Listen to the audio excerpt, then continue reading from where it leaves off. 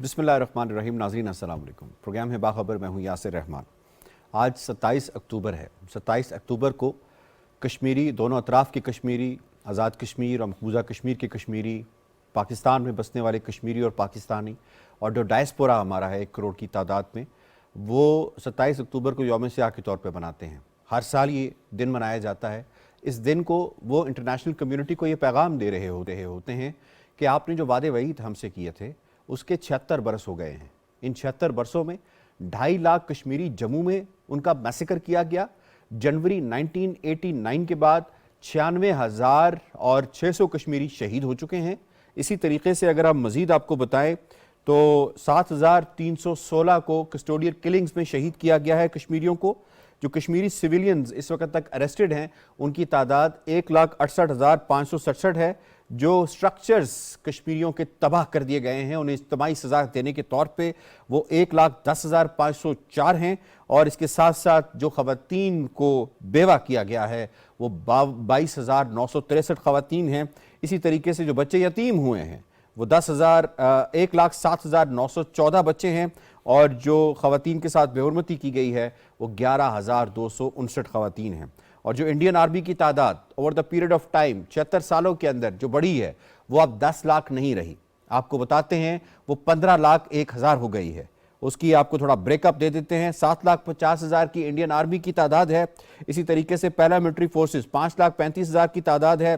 Police personal 1,30,000 हैं। Special police officers 35,000 हैं। Village defence committees के 50,000 हैं, और ये टोटल तादाद बनती है 15,01,000। सवाल ये है कि इंटरनेशनल कम्युनिटी ने वादे वईद किए थे अपनी रेजोल्यूशंस के ज़रिए, यूनाइटेड नेशंस की रेजोल्यूशंस के ज़रिए, OIC ने अपनी रेजोल्यूशंस पास की थी, लेकिन आज तक कश्मीरी मुंतज़िर हैं। हर साल अपनी जानों का नजराना पेश करते हैं इस इंतज़ार में कि अगर हम नहीं तो हमारे बाद आने वाले उनको शायद आज़ादी नसीब हो सके। ये आज़ादी कब नसीब होगी? जो बर्बरियत भारत दा रहा है, वो इंसानी हुकूक की पामालियाँ कर रहा है, वो इकोनॉमिक टेररिज्म कर रहा है, वो डेमोग्राफिक टेररिज्म कर रहा है, वो कब रुकेगी? ये सवाल होगा जो अपने पैनलिस्ट से पूछेंगे। तारुफ करवा देते हैं। आज हमें ज्वाइन की शनीला अम्मार साहिबा ने, फारूक आदिल साहब ने, आगा इकरार हारून साहब ने, डॉक्टर ताहिर नईम मलिक साहब ने, मोहम्मद नौशाद अली साहब ने और सज्जाद अनवर साहब ने। तमाम पैनलिस्ट को खुश आमदीद कहते हैं।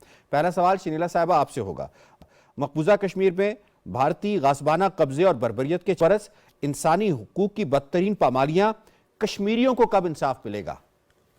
यासिर, मैं पहले अपने father in law Anwar Masood साहब का एक शेर पढ़ना चाहती हूँ कश्मीर के ऊपर, जो इनका है, जो है इस वक्त जारी जहारियत फकत एक शेर में मैंने समोदी, यहूदी जो गजा में कर रहा है वही कश्मीर में करता है मोदी।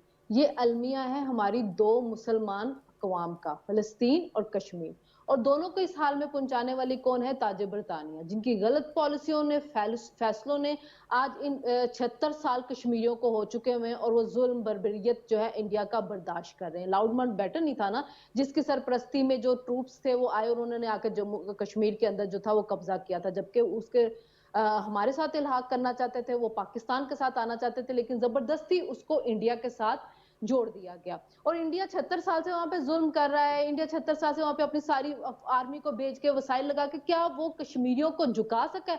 नहीं, वो नहीं उनको झुका सका। उन्होंने उसके सामने हथियार नहीं फेंके, वो उनकी गुलामी के अंदर नहीं गए। 4 नस्लें उनकी अपनी आजादी की जद्दोजहद करें और वो करती रहेंगी, लेकिन इससे इंडिया को क्या हासिल? कुछ भी नहीं। वहां पे जब उसने G20 की समिट करवाना शुरू किया तो तब भी दुनिया ने क्या उसको मान लिया? वहां पे वो आगे बहुत से मुमालिक ने उसका बाइकआउट किया। बहुत हजीमत उठानी पड़ी इंडिया को। 270 और 35A आर्टिकल को रिवोक कर दिया। उसको रिवोक करने के बाद जो उसके अजाइम थे, क्या वो उसको 370 और 35A उनको रिवोक करने के बाद क्या इंडिया अपने मकासद हासिल कर सका? नहीं। आप ही ने बहुत दफा बताया कि जी 40 लाख डोमिसाइल जो हैं वो वहां पे दे चुके हुए हैं हिंदुओं को, कि वो नॉन कश्मीरियों को कि उनको लाके वहां पे बसाएं। نہیں بسا سکے ہیں وہاں پہ. روزگار وہاں پہ لوگوں کے ختم ہو چکے ہوئے, جو وہاں کے ہندو پنڈت ہیں وہ بھی زبو حالی کے اندر چلے گئے ہوئے, اربوں کا نقصان ہو چکا ہے وہاں پہ. جو سیاسی جماعتیں انڈیا کے ساتھ تھوڑی سی ہمدردی رکھتی تھی کشمیر کی, وہ بھی اب ان سے بدزن ہو چکی ہوئی ہیں. تو کشمیری تو اپنی آزادی کی جنگ جو ہے وہ لڑتے رہیں گے, لیکن جو دنیا ہے کیا وہ کبھی بھی جو انسانی حقوق کا اتنا پرچار کرتے ہیں, اتنا واویلا مچاتے ہیں, اپنے ڈبل سٹینڈرڈ سے نکلیں گے؟ ٹھیک کیا ان کو کشمیر کے اندر ہونے والے ظلم اور فلسطین میں ہونے والے ظلم نظر نہیں آتے؟ ٹھیک بس پوائنٹ آ ہماری گیا, تو یہی پوائنٹ آ استدار گیا ہے جی. ان ڈاکٹر سے. فاروق عادل صاحب یہ فرمائیے گا 3 جون 1947 کا جو فارمولہ تقسیم ہند کا تھا اس سے کس حد تک انحراف کیا ہے خود لارڈ ماؤنٹ بیٹن نے, جس کا ذکر کیا شریلا صاحبہ نے, اور اس سارے قضیے کا اصل ذمہ دار کون ہے؟ دیکھیں اس میں لارڈ ماؤنٹ بیٹن اور جو انڈین نیشنل کانگریس کی قیادت تھی بشمول گاندھی جی, یہ سب کے سب اس کے ذمہ دار ہیں. ہوا کیا ہے؟ ہوا یہ ہے, سب سے پہلی بات یہ ہے کہ جب آپ نے فوجی انٹرونشن انڈیا نے کر دی, اس وقت تک الحاق کی دستاویز دستخط نہیں ہوئے تھے. الحاق کی دستاویز پر تاریخ بتاتی ہے کہ دستخط ایک دن بعد ہوئے اور ایک دن پہلے فوج داخل کر دی گئی.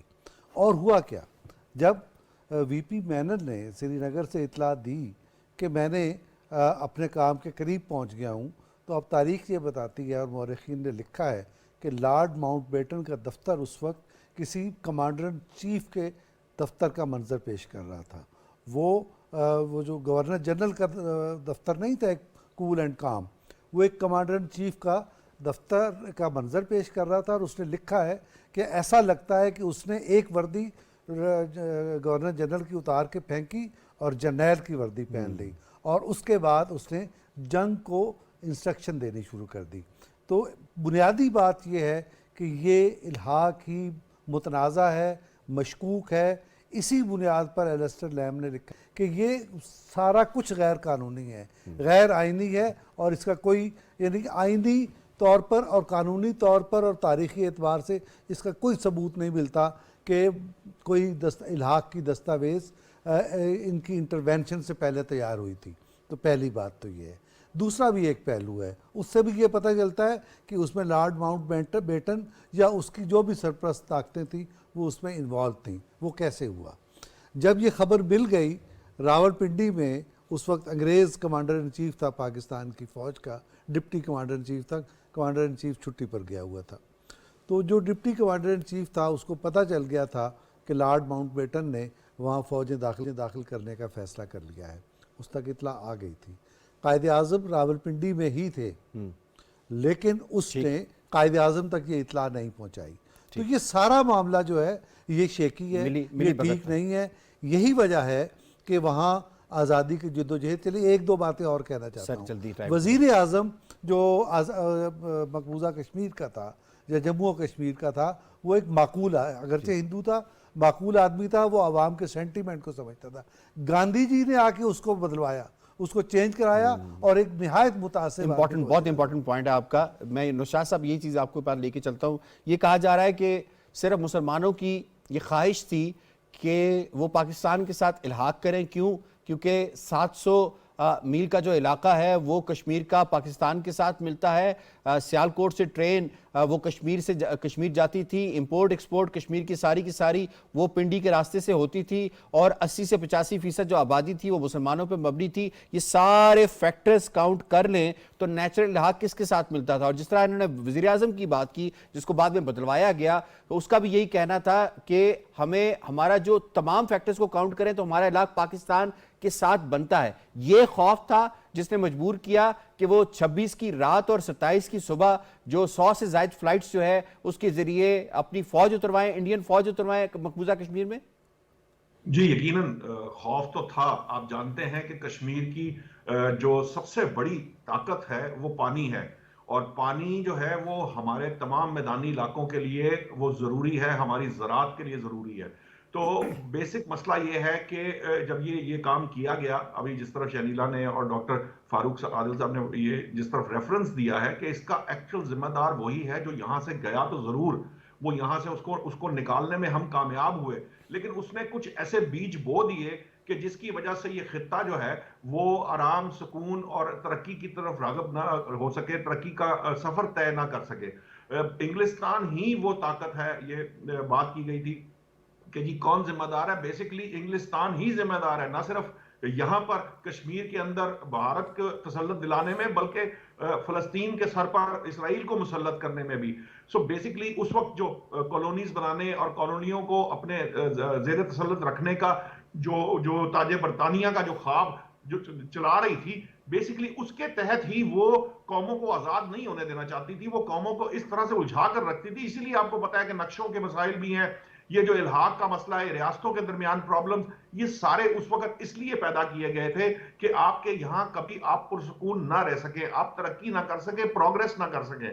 اب معاملہ کیا ہے؟ معاملہ یہ ہے کہ بدقسمتی سے ان تمام چیزوں کو ہم نے جس طرح سے ہینڈل کرنا چاہیے تھا اس طرح سے ہینڈل نہیں کیا، اور مسلمانوں میں بھی جو اتفاق ہونا چاہیے تھا، جو اتفاق پیدا ہونا چاہیے تھا، وہ آج تک پیدا نہیں ہو سکا۔ چین کو مصالحت کرانی پڑتی ہے ایران اور سعودی عرب کے درمیان، عرب لیگ کے اندر ایک پیج پر صحیح طرح سے عرب ممالک نہیں ہیں، OIC کا جو پلیٹ فارم ہے وہ اس طرح سے فعال نہیں ہے۔ وہ ایک فوج بنائی گئی تھی مسلم فوج نیٹو طرز پر، وہ کہیں گم ہے، اسے ڈھونڈنا پڑے گا۔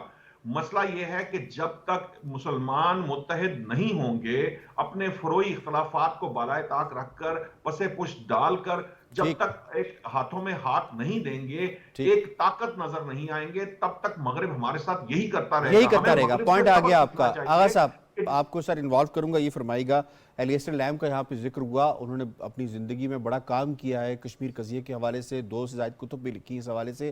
انہوں نے یہ کہا کہ جب میں نے یہ انسٹرومنٹ آف ایکسیشن مجھے دکھایا گیا، جب میں نے اس کو دیکھا تو اس کے اندر ہاتھ سے اگست کی ڈیٹ کاٹ کے اور اس کے اندر اکتوبر کی ڈیٹ ڈالی گئی تھی، یعنی فورجری کی تھی۔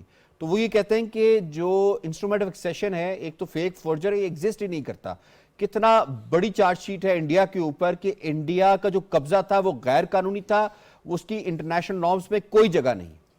جی ایک برٹن خاتون ہے، میں ان کا نام نہیں لوں گا، نہ یونیورسٹی کا نام لوں گا کیونکہ ابھی تک شی از کنٹیسٹنگ دیٹ کیس۔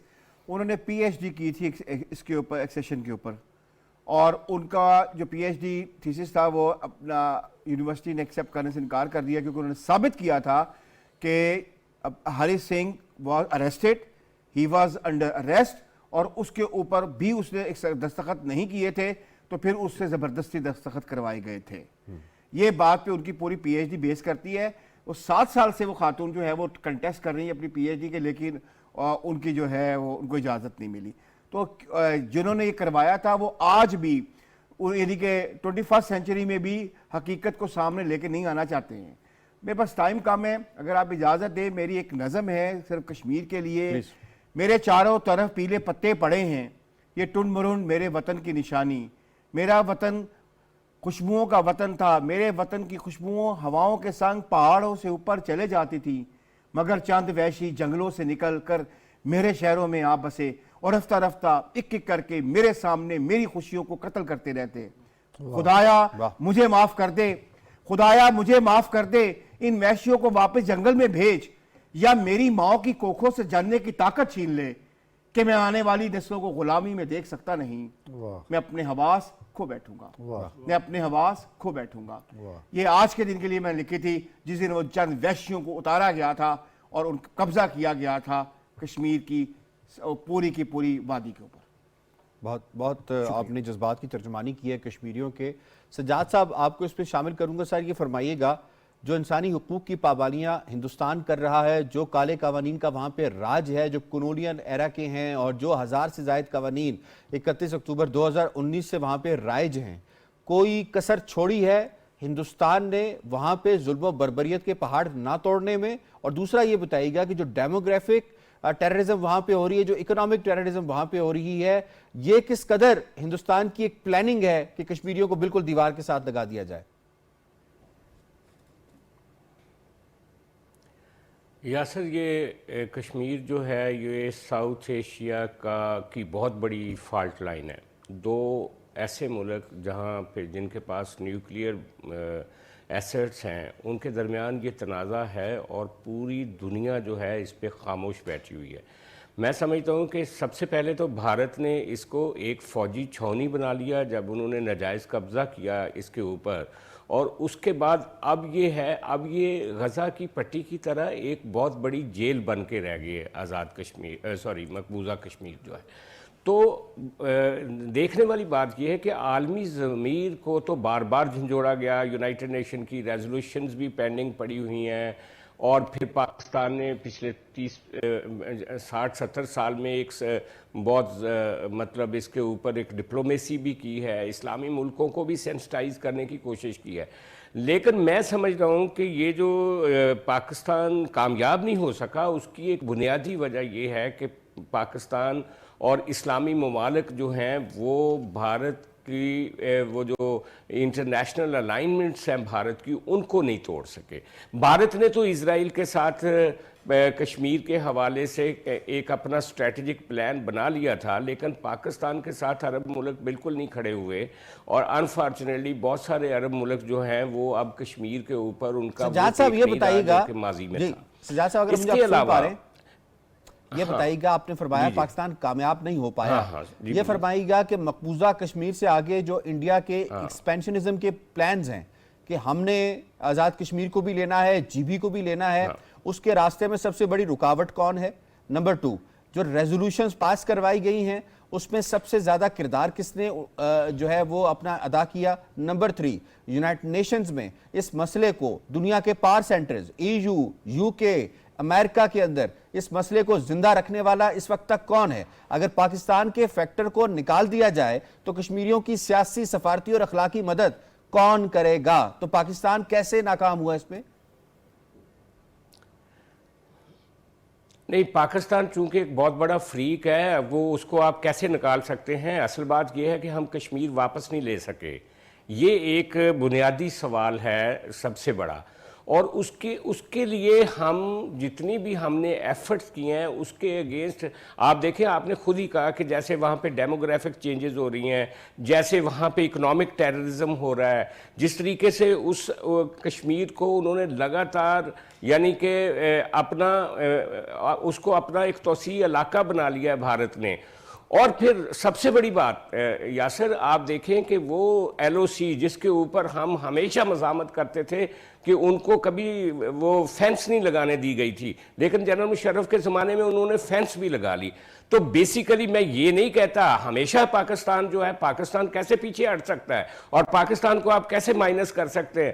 پاکستان تو مین فریق ہے، لیکن اصل سوال یہ ہے کہ اس میں جو ہم کامیاب نہیں ہو سکے، میرا اشارہ اس طرف تھا، آپ نے شاید اس کو کسی دوسری طرح سمجھنے کی کوشش کی ہے، لیکن پاکستان اگر اپنی ایفرٹس کو اسی طرح، نہیں، میں نے ناکام کا لفظ اس لیے بولا، میں نے کہا کہ ابھی ہم کشمیریوں کو اور مقبوضہ کشمیر کو آزاد کرنے میں جو کامیاب نہیں ہو سکے ان 60-70 سالوں میں، میں اس تناظر میں بات کر رہا تھا۔ ٹھیک ہے، پوائنٹ آ گیا سر آپ کا۔ ڈاکٹر صاحب، سلوشن، وے فارورڈ، کشمیریوں کے لیے ریلیف، سائے آف ریلیف، بریدنگ سپیس کیسے کریٹ کی جا سکتی ہے سارے ماحول میں، جب ایک طرف روس یوکرین کی خبریں انٹرنیشنل میڈیا پہ ہیں، ایک طرف حماس اور اسرائیل کا معاملہ اور فلسطین اور اسرائیل کا معاملہ سامنے ہے، کشمیر کا قضیہ کہیں بیک برنر پہ تو نہیں چلا گیا انٹرنیشنل فورا کے اندر؟ پاکستان کے پرائم منسٹر نے UNGA کے اندر بھی جا کے کشمیر کے اس معاملے کو دوبارہ سے اٹھایا، تو اس کو الائیو رکھنے کے لیے ہمیں کیا کرنا چاہیے؟ دیکھیں، تاریخ پہ کافی گفتگو ہو چکی ہے، لیکن 1932 سے لے کے 2023 تک جو آخری موومنٹ برہان وانی کی ہے، کئی ادوار جو ہیں ان کے اندر ایک نئی کشمیری جنریشن نے وہاں لوکل انتفادہ کی ہے، تو یہ اس چیز کو لائیو رکھنے کے لیے کافی ہے۔ اور دوسرا، جو یہ بھارت نے وہاں انسانی حقوق کی خلاف ورزیاں کی ہیں اور خصوصی حیثیت جو ختم کی ہے آئین میں، اس کا ایک امپیکٹ یہ ہوا ہے کہ پہلے کشمیر میں ایک ڈیوائیڈ تھی اور کچھ لوگ پرو سینٹر یعنی پرو انڈیا تھے اور باقی حریت کانفرنس کے تھے۔ اب وہ ڈیوائیڈ ختم ہو گئی، اب وہاں محبوبہ مفتی ہو، وہ شیخ عبداللہ خاندان کی تیسری نسل ہو، وہ سب کشمیریوں کا ایک موقف ہے، تو یہ ایک ہوا ہے۔ دوسرا، وہ جو آپ نے جو ایلینیشن ہے ڈیپ روٹڈ، اس کو ختم نہیں کر سکے، تو آپ اس سے دگنی بھی وہاں فوج رکھ لیں تو کشمیری جو وہاں پہ ہیں ویلی میں اور دیگر علاقوں میں، ان کے دل پاکستان کے ساتھ دھڑکتے ہیں اور وہ اپنی آزادی کی جنگ لڑ رہے ہیں۔ دوسرا، اس کا جو آپ کے سوال کا پہلو ہے، وہ میں یہ کہنا چاہوں گا کہ برٹش یہ درست ہے کہ جہاں سے بھی گئے ہیں वहाँ उन्होंने इंडिपेंडेंस के साथ पार्टीशन छोड़ी, वो अफ्रीका हो, वो मिडल ईस्ट हो, साउथ ईस्ट एशिया हो, वो साउथ एशिया हो। लेकिन हमारे लिए मिसाल पड़ोस में चाइना है। चाइना में भी ऐसे ही हुआ, ताइवान के केस में, हांगकांग के केस में, लेकिन चाइना ने उस राह से वेस्ट के अज़ाइम को नाकाम बनाया कि तरक्की का रास्ता इन तनाज़ात की रास्ते में हल ना हो, और पुरअमन जद्दोजहद के ज़रिए एक मजबूत रियासत, मजबूत मईशत, मजबूत रियासत और अपने दिफा को इतना मजबूत किया कि अब वो चीन जो है एक आलमी ताकत बन के उभर गया।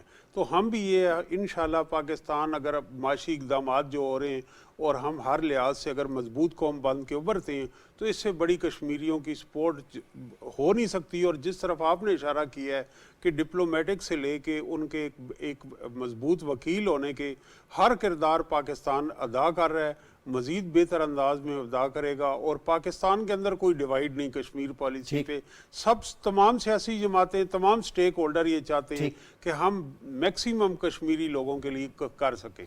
ठीक हो गया, पॉइंट आ गया आपका। इंडिया के जो मकबूजा कश्मीर के अंदर साबिक गवर्नर रहे हैं सत्यपाल मलिक, उसका ये कहना था कि 2024 इंतखाबात जैसे ही करीब आ रहे हैं मोदी फिर कुछ बड़ा करेगा। शॉर्ट सा एक कॉमेंट शरीला साहब दे दीजिएगा। जफरफाल सेक्टर में फिर वायलेशन हुई है वर्किंग बाउंड्री के हवाले से, इस तरह LOC के ऊपर भी मामला शुरू हो चुके हैं। क्या ये उसी खबर की एक्सटेंशन है? और दूसरा कि ये लोकल अपनी जनता को सपोर्ट करने के लिए ये काम हो रहा है, जैसे कि जो है वो बहुत नामवर शायर हैं डॉक्टर साहब, उनका ये कहना था कि सरहदों पे तनाव है क्या, क्या कहीं कोई चुनाव है क्या? फिर क्या वही मामला है? ये मोदी का ट्रैक रिकॉर्ड है यासिर। आप देखें जब भी वहां पे इलेक्शन होने लगते हैं, मोदी कोई ना कोई पाकिस्तान के अंदर एडवेंचर करके और वहां पे अपनी आवाम को उसकी तरफ लगा देता है कि देखें हम ही हैं, वरना पाकिस्तान के साथ आपके मसाइल खड़े हो जाएंगे। जो खुसूसी हैसियत खत्म की गई थी, ये भी इसीलिए की गई थी कि वहां पे इंतखाब थे बिहार के अंदर, और मोदी ने वहां पे पूरी कैंपेन इसी के ऊपर चलाई थी कि देखिए हमने कश्मीर की शॉर्ट से कमेंट जी एक राउंड ले लेता हूं सबसे। डॉक्टर फारूक साहब ये फरमाइएगा कि जो कुछ इसने किया सर्जिकल स्ट्राइक 1, 2 और 2.0 की शक्ल के अंदर, कितनी मुंह की खानी पड़ी है इंडिया को। अपने जहाज भी उसने फ्लाइंग कॉफिन जिन्हें कहा जाता है उससे हाथ धोने पड़े। जो नैरेटिव बनाने की इंडिया कोशिश कर रहा है पाकिस्तान की कॉस्ट पे, आज़ाद कश्मीर की कॉस्ट पे, क्या एक मरतबा फिर बना पाएगा 2024 के अंदर? मैं नहीं समझता कि आप आइंदा कोई ऐसी इस एक सबक जो उनको मिल गया उसके बाद मैं नहीं समझता कि ऐसी कोई हिमाकत करेगा। लेकिन अगर वो करता है, क्योंकि मोदी की ख़ास ज़हनियत है और वो उस ज़हनियत से बाज नहीं आ सकता, करेगा तो फिर बेइज्जत होगा, फिर उसको नुकसान होगा।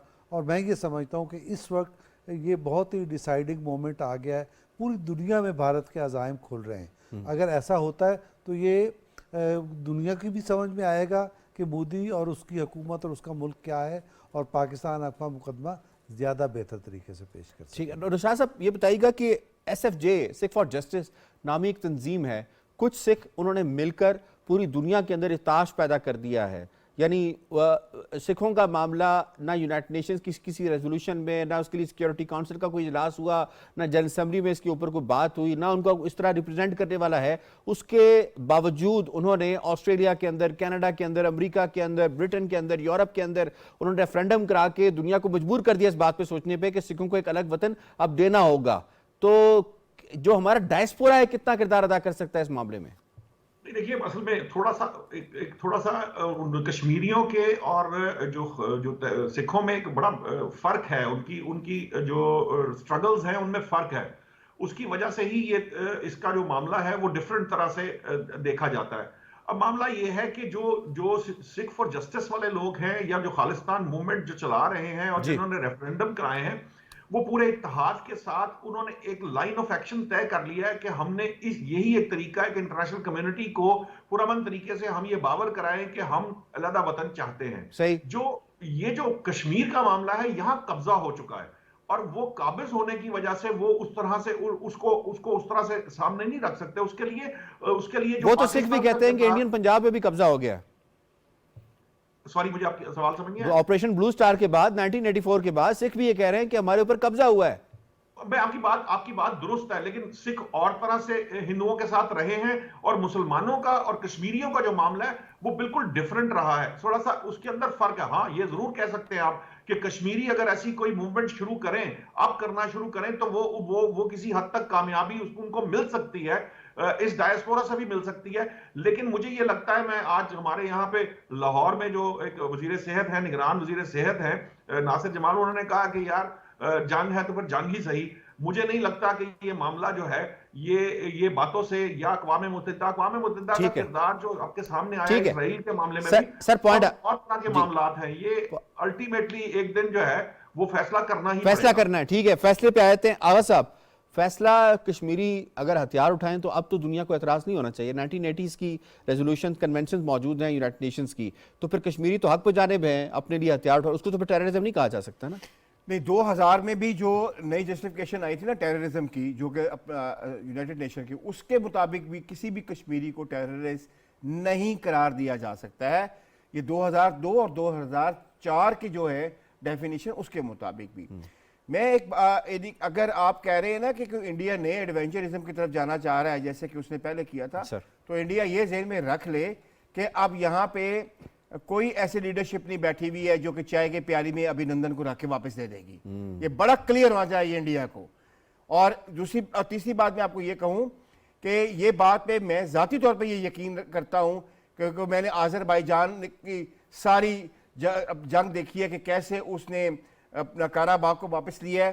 جنگ کے بغیر نیگوسیشن ٹیبل کے اوپر بیٹھ کر آپ کو زمینیں واپس نہیں ملتی ہیں, چاہے وہ ایک گاؤں کا چھوٹا سا ٹکڑا ہو. اور یہاں تو ایک ملک کی آپ بات کر رہے ہیں. ٹھیک ہے, بغیر لڑائی سے نہیں ملے گا. ٹھیک ہے, سجاد صاحب یہ بتائیے گا, جو کشمیریوں کی چوتھی جنریشن ہے جس کے اندر برہان مظفر وانی شہید کا بھی شمار ہوتا تھا 2016 میں جو انہوں نے کیا, یقیناً وہ جو بزرگ تھے سید علی گیلانی, وہ ان پہ فخری انداز میں کہتے تھے برہان مظفر وانی رحمۃ اللہ علیہ. تو یہ فرمائیے گا کہ وہ جو چوتھی جنریشن ہے, ہندوستان اپنی کلچرل ٹیررزم کے ذریعے بھی اس چوتھی جنریشن کو بھی جو ہے وہ کیپچر نہیں کر سکا, اس کی ذہنوں کو کیپچر نہیں کر سکا. کتنی بڑی ناکامی ہے. بالکل بھارت کی ناکامی. بھارت نے آج تک ان 70 سالوں میں جتنی بھی کوشش کی کشمیر کو انٹرنلائز کرنے میں, کشمیر کو ایک نارمل سٹیٹ بنانے کے لیے, کشمیر کو بھارت کا ٹو ٹنگ ثابت کرنے کے لیے, وہ ساری کی ساری ناکام ہوئی ہیں. اور خاص طور پہ یہ جو مودی کے اقدامات ہیں سارے, ان کو تو خود بھارت کے اندر بھی ناپسند کیا جاتا ہے, جو وہاں کی جو جمہوریت پسند اور جو ہیومن رائٹس کو ماننے والے لوگ ہیں. اور خاص طور پہ جو اس کا کشمیر کے بارڈر کے اوپر جو افینس ہوا, ابھینندن کا جو واقعہ ہوا, یا آج جو ظفروال کے واقعات ہوئے, بھارت کے اندر جو تجزیہ نگار وہ یہ کہتے ہیں کہ ہاں ورکنگ باؤنڈری, اس کے اوپر جو ہوا, تو انہوں نے ان کے اپنے تجزیہ نگار کہہ رہے ہیں اس وقت بھارت میں کہ مودی جو اپنے الیکشن کو ہارتے ہوئے دیکھ کر کشمیر کے بارڈر کو گرم کرنا چاہتا ہے. تو بیسیکلی کشمیر جو ہے اس کے اوپر کبھی بھی انڈیا جو ہے اس کو نہ تو وہ انٹرنلائز کر سکے گا اور نہ ہی اس کو نارملائز کر سکے گا. کشمیر کا مسئلہ اس وقت تک سلگتا رہے گا جب تک کشمیریوں کو ان کا حق نہیں ملتا. ٹھیک ہے, کوئکلی مجھے بریک کے لیے کہا جا رہا ہے, بریک پہ جاتے ہیں, بریک سے واپس آئیں گے تو پھر بات چیت کو مزید آگے بڑھائیں گے. معاملہ پھر بھارت کا ہی ہوگا. ساتھ رہیے.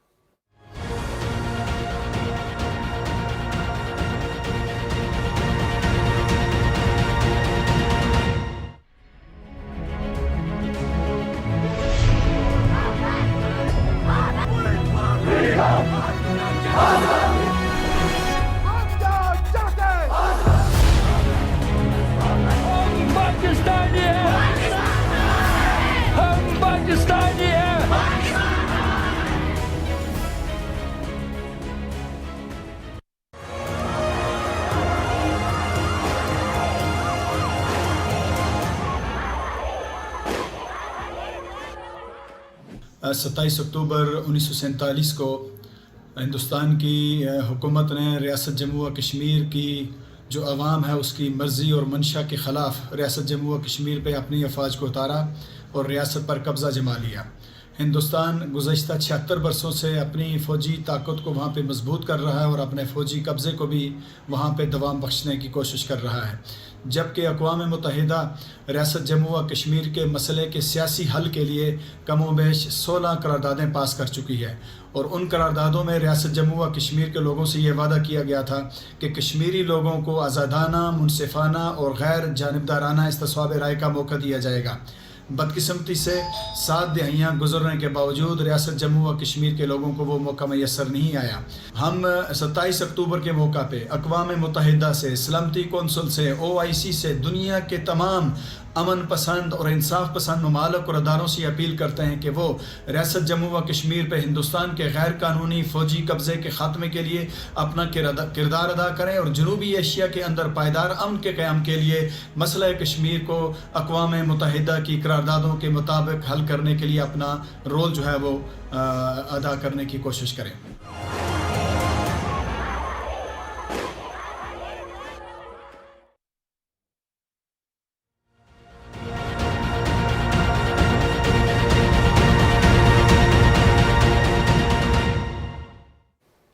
वेलकम बैक जी। डॉक्टर साहब, डॉक्टर तारिक मलिक साहब, ये फरमाइएगा, अब अगर इंटरनेशनल कम्युनिटी टोटली फेल होती है, OIC की बात भी उस तरह से नहीं सुनी जाती, दुनिया का बड़ा इसे दूसरा बड़ा जो है वो ग्रुप कहा जाता है OIC के हवाले से भी, कश्मीरियों के पास क्या ऑप्शन है फिर? कश्मीरियों के पास यही ऑप्शन है कि वो अपनी ये कॉन्स्टिट्यूशनल स्ट्रगल करते रहें और इंडियन स्टेट पे वो दबाव डालें कॉन्सेशंस के लिए। पाकिस्तान को चाहिए कि उनका मुकदमा वो भरपूर अंदाज में लड़े जैसे लड़ रहा है, और वार ऑप्शन नहीं है। पाकिस्तान के साबिक कई आर्मी चीफ और हेड ऑफ स्टेट कह चुके हैं कि कश्मीर का कोई मिलिट्री सलूशन नहीं, जंग करके हमने देख लिया और भारत ने भी जबर के ज़रिए देख लिया, दोनों फार्मूला फेल हो चुके हैं। इसलिए ज़रूरत इस अमर की है कि इसको जो नॉन वायलेंट मीन्स है उनके उसके ज़रिए इस तनाज़े को हल किया जाए। ठीक है, अगर जंग मुसल्लत की जाए फिर तो फिर हमें जवाब देना पड़ेगा। जाहिर है फिर तो जंग ना लड़ना जो है वो बुज़दिली होगी। पॉइंट आ गया जी। अब हमें दूसरे मौजू की जानना है। दूसरा मौजू है जनाब, हिंदुस्तान के तौसी पसंदाना अज़ाइम के हवाले से हिंदुस्तान सिर्फ मकबूजा कश्मीर तक महदूद नहीं है, वो इस खित्ते तक महदूद नहीं है, वो मशरिक़ वस्ता में भी जाना चाहता है, वो नॉर्थ अमेरिका में भी जाना चाहता है, वो यूरोप में भी जाना चाहता है। उसकी हम कोई आपको ये तौजी यहाँ पे ख़ुद से घड़ कर नहीं देंगे, बल्कि जो लिविंग एग्जाम्पल सामने आ रही हैं उसके मुताबिक देंगे। कनाडा की हरदीप सिंह नज्जर के मामले में सामने आ चुकी है, इस पर कोई दूसरी राय नहीं है। हॉलैंड में डिसइंफो लैब जो है वो सामने आ गई है, उस पर कोई दो राय नहीं है। क्या जो लंदन है, इंग्लैंड है, उसके अंदर जिस तरह जहर दिया गया सिख रहनुमा को, वो सामने आ चुकी है, उस पर दूसरी बात नहीं है। इस तरह यूरोप पूरा कंसर्न है। अब मामला है कतर का। कतर में पिछले साल अगस्त 2022 में 8 नेवल ऑफिसर्स को जो है एक इंडिया की कंपनी एक्स, ये नेवल ऑफिसर्स थे जो तकरीबन 75 एक कंपनी में काम कर रहे थे। ये कंपनी ओमान की थी और इस कंपनी के अंदर उन लोगों के काम करने के हवाले से कुछ चीज़ें सामने आई जो कि उनको अगस्त 2022 में कतर ने हिरासत में लिया और उसके बाद जो कंपनी का मालिक है उसे छोड़ दिया गया, लेकिन इन 8 लोगों को नहीं छोड़ा गया। अब यहाँ सवाल ये पैदा होता है कि 75 अगर एक कंपनी में भारतीय काम कर रहे हैं, उसमें सिर्फ 8 लोग ही क्यों? 8 लोग इसलिए क्योंकि वो मोसाद के लिए काम कर रहे थे, वो इंटेलिजेंस गैदरिंग कर रहे थे। वो एक आबदोज मामले में कतर की खरीद का जो मामला था उसमें इंटेलिजेंस गैदरिंग करके उसके अनडिनाइबल इलेक्ट्रॉनिक प्रूफ जो है वो कतर की अदालत में पेश किए गए हैं और उन 8 लोगों को सजाए मौत सुना दी गई है। और इसके ऊपर साल भर से इंडिया की एक्सटर्नल मिनिस्ट्री खामोश बैठी है क्योंकि उसके पास कोई जवाब ही नहीं है। ये जो मामला है हिंदुस्तान का कि वो अपने पड़ोसी ममालिक से निकल कर और वो जो बाहर जा रहा है, ये कितना संगीन है, इस पर कितनी तशवीश होनी चाहिए और क्या दुनिया इसके ऊपर एक्शन लेगी, और पाकिस्तान का ये मौक़िफ़ की किस हद तक तायीद होती है कि पाकिस्तान बार बार ये कहता था कि ये क्रॉस बॉर्डर टेररिज्म कर रहा है, इसको रोकें, क्या ये रुक पाएगा? इस पे ज़रा अपने पैनलिस्ट से सवाल हैं। शनीला साहब, आपसे सवाल होगा, कतर की अदालत से 8 भारतीय जासूसों को सजाए मौत, क्या भारत जासूसी और तखरीबकारी के जरिए दूसरे ममालिक की हाकमियत और सलामती को चैलेंज कर रहा है और करता रहेगा? देखिए, ये तो भारत बहुत पहले से कर रहा था और पाकिस्तान तो बहुत दफ़ा दुनिया को इस मामले में खबरदार करता रहा था कि भारत के जो अज़ाइम है, खासतौर पे मोदी सरकार के आने के बाद जो उनकी पॉलिसीज़ हैं, लेकिन जब आग उनके अपने घर तक पहुंची है तो फिर उनको समझ आने शुरू होगा कि पाकिस्तान जो कहता था बिल्कुल सच कहता था। अब ये है कि पाकिस्तान चूंकि इकोनॉमी में वीक था, इस वजह से दुनिया उसकी उस तरह से बात नहीं सुन रही थी। अब कनाडा जो है اس میں جب سکھ لیڈر کا قتل ہوا تو کینیڈا نے ہر جگہ پہ جا کے اس کے اوپر سٹینڈ لیا ہے. آپ نے ڈپلومیٹک تعلقات ان کے ساتھ ختم کیے, جو ویزا ان کو 15,000 ان کے لوگوں کو دینا تھا انہوں نے ختم کیا, کیونکہ انڈیا کو ضرورت ہے کینیڈا کے اندر اپنی افرادی قوت کو بھیجنے کی. کینیڈا کو ضرورت نہیں کہ وہ انڈیا کے اندر جا کے اپنے لوگوں کو بھیجے, کہ وہاں پہ لیبر کی ضرورت ہے. اسی طرح جو قطر ہے, قطر سے LNG جو انڈیا کی ضرورت ہے اس کا 50% سے زیادہ وہ قطر سے لیتا. کیا قطر سے وہ تعلقات خراب کر سکے گا؟ اس کے ملک کے اندر LNG کا کرائسس پیدا ہو جائے گا, لیکن وہ نہیں کر سکے گا. آلموسٹ 10 ارب کی ٹریڈ ہے جی. اور یہ آپ, اور وہاں پہ بہت سے لیبر بھی جو ہے 70,000 کے قریب انڈین لیبر وہاں پہ کام کر رہی ہے. جی صحیح فرمایا. وہ سارے وہ واپس بھیج دیں گے تو وہاں پہ یہ اکانومی کا بھی کرائسس ہوگا, کیونکہ وہ زر مبادلہ بھیجتے ہیں وہ لوگ انڈیا کو. اب یہ جو کمپنی تھی جہاں سے یہ جاسوس پکڑے گئے ہیں, یہ بڑی حساس قسم کی کمپنی تھی, کیونکہ یہ قطر کی جو نیوی تھی ان کو تربیت دیتی تھی. الزہرا العالمی کنسلٹنسی اینڈ سروسز, جی, تربیت بھی دے رہی تھی, ان کو اسلحہ بھی فراہم کر رہی تھی, اور وہ اسرائیل کے لیے جاسوسی کر رہے تھے. تو یہ جو انڈیا کے جو توسیع پسندانہ عزائم ہے نا, اب آہستہ آہستہ دنیا پہ کھل رہے ہیں, اور ہمارا مقدمہ جو وہ اسٹرانگ ہوتا جا رہا ہے. لیکن جو دنیا کی بڑی طاقتیں ہیں وہ اکانومی میں مضبوط ہے, اب وہ انڈیا کے ان عزائم ٹھیک ہے, پوائنٹ آ گیا. اس پہ بھی سوال پوچھ لیتے کر لیں گے. ہیں. جی صحیح. آغا صاحب آپ سے سوال ہوگا, انڈیا کی ایکسٹرنل منسٹری کیوں خاموش ہے جی اس پہ؟ اس پہ بھی خاموش ہے, اور جو بار بار 5 آئیز کہہ رہے ہیں کہ ہم نے آپ کو رپورٹ شیئر کی ہے نجر کے مرڈر کی, اس کے اوپر بھی آپ اپنا کچھ سٹیٹمنٹ جاری کریں, اس پہ بھی خاموش ہے. اور انڈین ایکسٹرنل جو منسٹری ہے وہ اس پہ بھی خاموش ہے کہ جو انڈیا پھر سے ایسٹرن یورپ میں جس نے اپنا آگ لگانے کی کوشش کر رہا ہے اور جنگ شروع کرانے کی کوشش کر رہا ہے آرمینیا کو اسلحہ دے کر, اس میں بھی خاموش ہے. بات یہ ہے کہ وہ تو ہے ہی خاموش, وہ رہیں گے خاموش, کیونکہ وہ یہ سب کچھ جو اوورٹلی کر رہے تھے وہ اب کوورٹلی ہو گیا. تو کوورٹلی اور اوورٹلی کے بیچ بھی ابھی وہ شوق میں ہیں. لیکن میں پھر یہی کہوں گا, یہ جہاں تک بات تھی جیسے کہ شیرہ صاحبہ نے کہا ہے کہ کینیڈا ایک سٹرونگ ملک ہے, اس کا میڈیا بھی سٹرونگ ہے, اس کا میڈیا کو لوگ مانتے بھی ہیں, اس کی ایک ریپوٹیشن بھی ہے, تو کینیڈا کی بات تو مان لی گئی.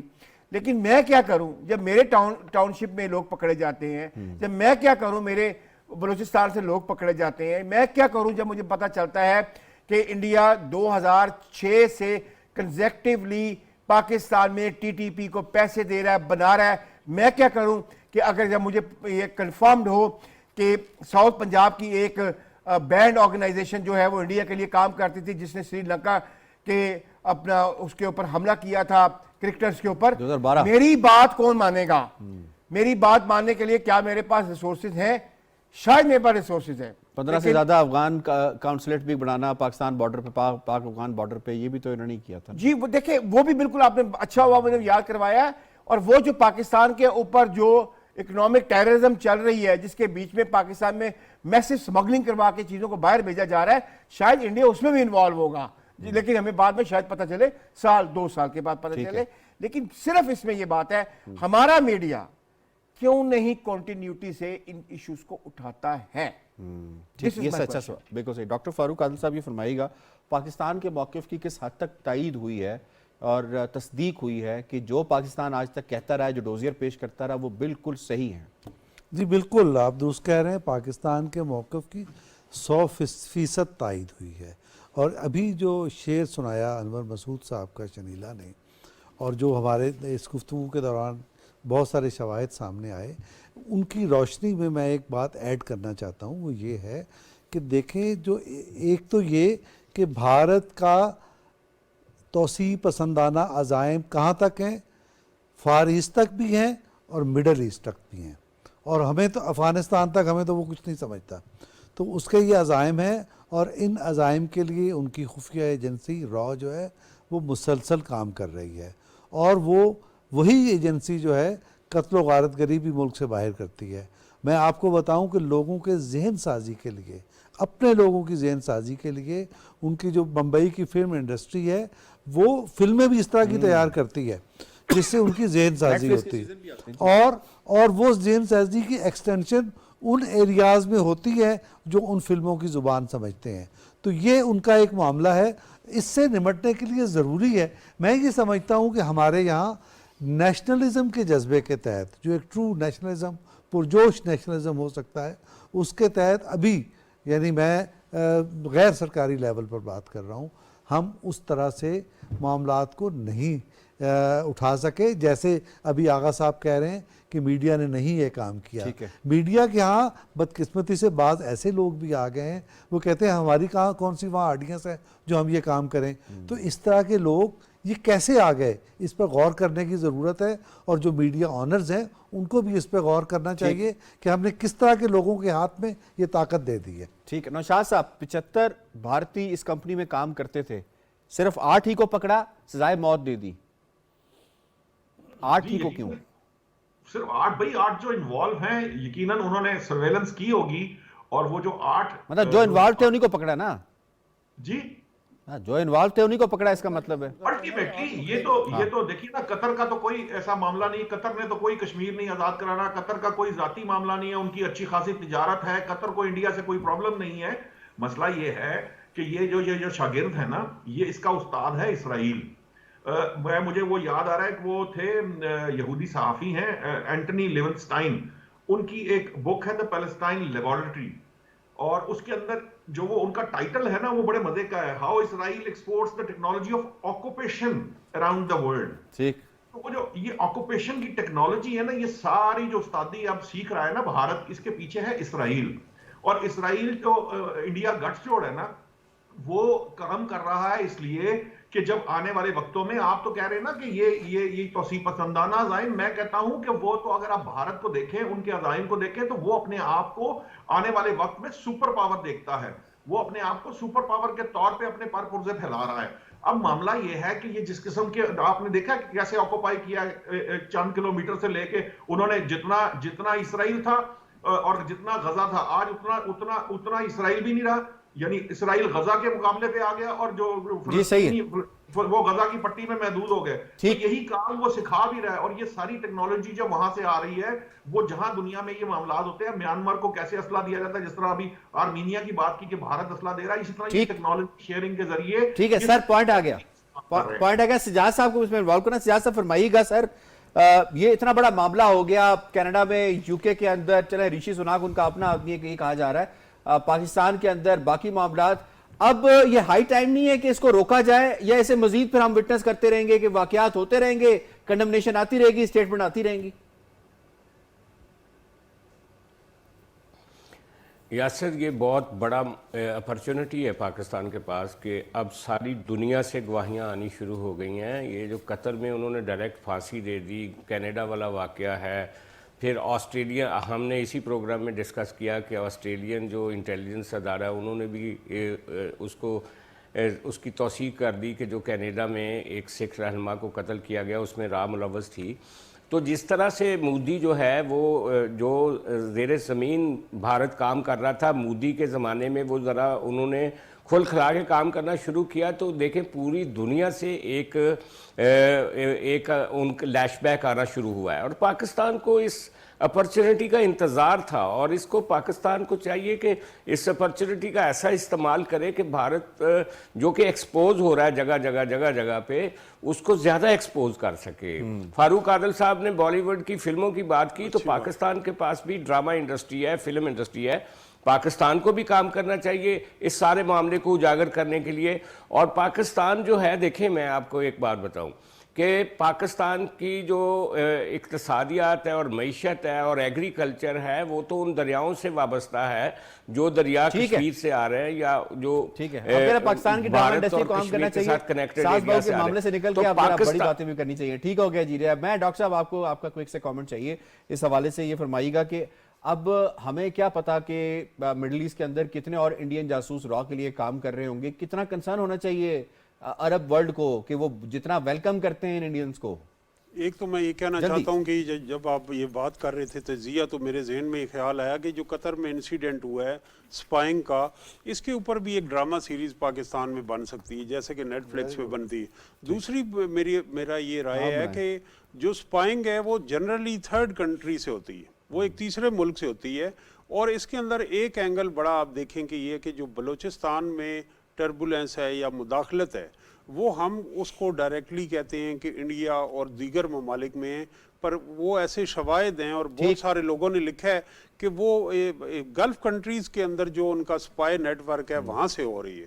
اور وہاں سے بیٹھ کے بھی وہ اس گوادر کے آپ خلاف گلف کنٹریز کو بھی دیکھنا چاہیے کہ ان کی سرزمین کسی دوسرے ملک کے خلاف استعمال تو نہیں ہو رہی، اس پہ بھی دیکھنے کی ضرورت ہے اور ری وزٹ کرنے کی ضرورت ہے۔ آئی ہیو ٹو وائنڈ اپ، مجھے شکریہ ادا کرنا ہے تمام پینلسٹ کا، آج کے دونوں موضوعات کو بڑے زبردست طریقے سے سمیٹا ہے۔ پروگرام باخبر سے اتنا ہی، یاسر رحمان کو دیجیے اجازت، اللہ نگہبان۔